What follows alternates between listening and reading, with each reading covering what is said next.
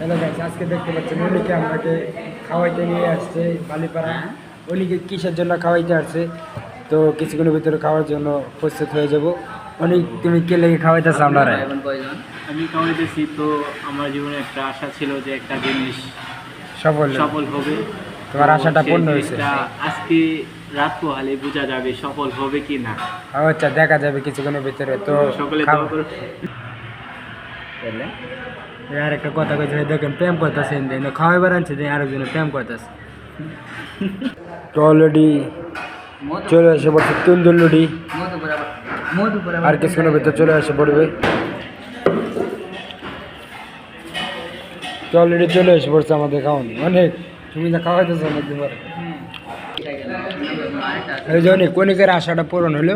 তো গাইস, অনেকে খাওয়াইতেছে, তার জন্য শুভকামনা রইল।